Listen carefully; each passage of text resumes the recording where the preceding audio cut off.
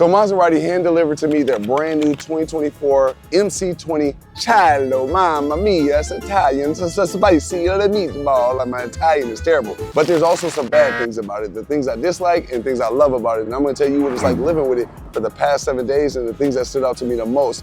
The good, the bad, and everything in between. Let's get to it. So I hate to start this video negatively, but I have to talk about the fact that the gas mileage rating and the gas tank are both terrible in this car. I just gotta be honest. You get about 170 miles per full tank, at least that's what the digital gauge cluster says. As fun as this car is, getting gas is gonna be as consistent as you are having fun, if that makes any sense. But you do get 15 miles per gallon in the city, and I wanna say 25 on the highway. And it's a mid-engine rear-wheel drive car, so I mean, what do you expect the gas to be in this? You're counting the smiles, not the miles, if that makes sense.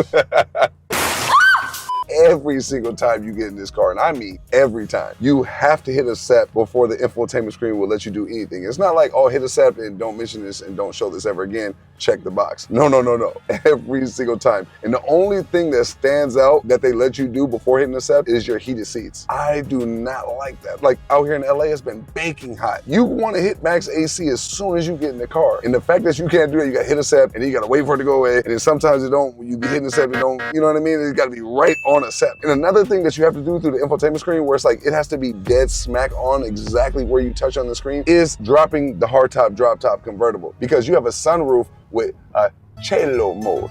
Cielo? Man, it's Italian. I think it's Cielo. Cielo, mamma mia. In order to open and close this, you have to hit a button that says Cielo in there. It goes smoked out and clear. Maserati didn't have to give you a hardtop drop top and that. That's legendary. I'd say this price tag of this car is absolutely worth it just because of that. But with that being said, as legendary as this drop top is, let's get back to the dislike. I'd rather them have an analog button somewhere in the center console to press down to drop the hardtop drop top, instead of how, I'm not gonna say unresponsive, because it's responsive as long as your finger is dead smack on the arrow. So let's say if it's getting too hot, I got the top down for too long, it's baking me like, you know, a hot Mr. Bake Head potato from Toy Story, Mr. Potato Head. I wanna put the top back on. Well, I wanna keep my eyes on the road, go up to some 30-something miles an hour, and it drops up and down in up to 12 seconds, but I wanna go ahead and do it before traffic starts to go over above 30 miles an hour. In order for me to do it, I literally have to have my finger dead smack on the right point on the screen in order to get the top up or down. But I do like the graphics through the hardtop drop top infotainment screen setting. It shows the top in stages dropping and in stages going up. It feels like it's laggy because it's not in real time. It's not like all one smooth transition like how it would be on some of the newer cars that are electric and they kind of show the doors being open, the trunk closing. I kind of wish it would just be in real time, but I love the graphic and I love that was a good touch by Maserati. So I gotta add that. So now we have to talk about the fact that there's only one cup holder, not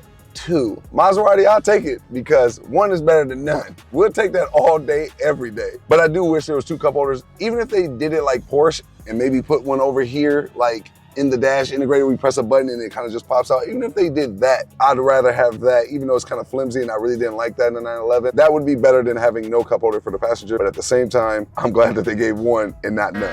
This is a sports car. Yes, we got that understood. So we have to be realistic in our expectations with practicality. So the front trunk and the rear trunk, of course, is not gonna be like the Wagoneer. But man, the front trunk space is stupid small, along with the rear trunk as well. And speaking of the rear trunk, that trunk space gets so extremely high. Granted, it's a mid-engine car. It's understandable, but I don't know, like getting groceries in this joint in the rear trunk anyway. But at the same time, you can't put no frozen things in there because it be baking back there. It's like a sauna inside the trunk. It's gonna melt away whatever you got very quickly. I had a bottle of cleaner that I had in the back, and it's in a plastic bottle, all that good stuff.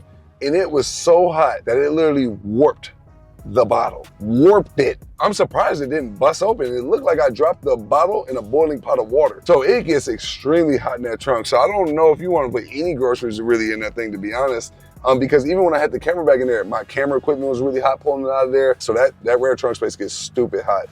And the front trunk space, it just isn't enough up there, even though it doesn't get hot like the back. Practicality just isn't this car's strengths, but what is everything else outside of that. Like, it's a fun car to drive. So now we're transitioning into one of the things I love most about this car, and it's how fun this car is. You got a 0 to 60 in 2.9 seconds, Some say it's faster, some say it's less. Either way it goes, 2.9 seconds on any day is a historical, legendary, fun, fast car, and it goes over 200 miles an hour. That's what this car is designed for. They just try to throw practicality in there as a bonus, and you can definitely feel it. It's definitely existent in this car. But that fun part is most definitely there. The top speed is most definitely there. Going around corners is most definitely there. And the fact that this car is rear wheel drive, mid-engine, is so fun to drive. And you also got to keep in mind that you got 621 horsepower and 538 pound-feet of torque. So no matter what your 0 to 60 numbers is, that's legendary and super fast in such a small car. And the fact that they kept it this lightweight with all this carbon, forged carbon, hard top, drop top, and they got that fast of a 0 to 60 with a hard top, drop top is insane and underappreciated, because this car will take you to infinity and beyond. The fact that there's a live view mirror in here that could turn into a regular one, that's legendary. You gotta admit that. They didn't even have to put that in there, just like a lot of other features they got in this car they didn't have to either. When you're driving, you ain't never gotta worry about a curve in this joint, because you have a lift that literally raises you up and pushes you back down whenever you want. And it does it while you're driving. The car is now lifted, so I don't have to worry about scraping it. Then once I get past it, then all I gotta do is hit this button again, and then it'll just lower back down.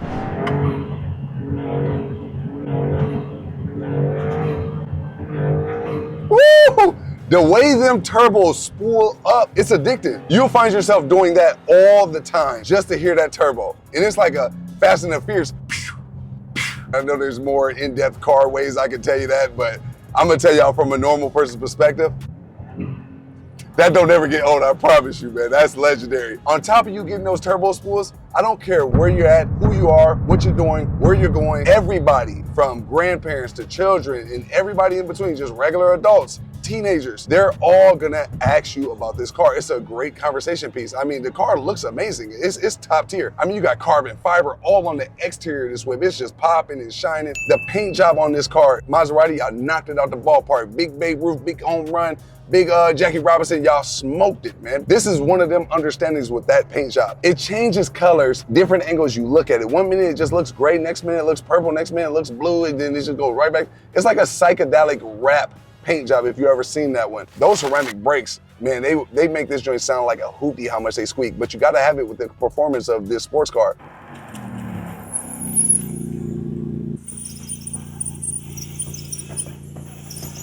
These brakes on this car, they're ceramic brakes. That means you got great stopping power, but it is crazy how these brakes sound. And it honestly makes the car sound raggedy as hell. I'm not even gonna lie to you. If you pulling up the valet, or you don't want that kind of look, any other time every day, you're going from A to B, grocery store, most people are looking at how good this car looks, so they're not even paying attention to the brakes. But it's like when you're going slower, they're damn near worse than when you're going faster. It's absolutely crazy. And them ceramic brakes, man, I ain't gonna lie to you. I don't know if that could be a dislike, because you want the performance. Every performance car I've ever owned or reviewed, they all damn near have had their moments when they're squeaking like that, whether they're brand new, used, or beat all the shit. You know what I mean? Like, you're gonna have that squeak on that joint, and that's just what come with it. So I don't know if that's a dislike, but it's definitely something I have to mention to you for sure. Now, I mentioned the carbon fiber on the exterior of this whip already, but I did not mention that forged carbon under the front trunk, rear trunk, and under both butterfly doors. That deserves more emphasis and understanding. Regular carbon on the outside would have been more than enough. And if they wanted to put carbon on the inside like they did on the center console, on the steering wheel, on the dash, on the paddle shifters, legendary. We would all been good there. Y'all had to bless us like that. Y'all acting too dumb. I love it though. Y'all killed it. Knocked it out the ballpark once again. So one honorable mention that I do wish this sports car had was ambient lighting. If this one had ambient lighting, Maserati, this joint would go stupid. It fits ambient lighting in this interior. The interior space is super luxurious, super nice, and everything is real refined and nice to the touch. Ambient lighting would have kicked this joint off some crazy. But I do have to say, that's everything that I got to mention about what it's like living with the Maserati MC20 Cielo. Hope you like this video on what it's like living with the Maserati MC20 Cielo for 7 days. And if you did, give it a thumbs up, and I'll see you on the next video. You dig?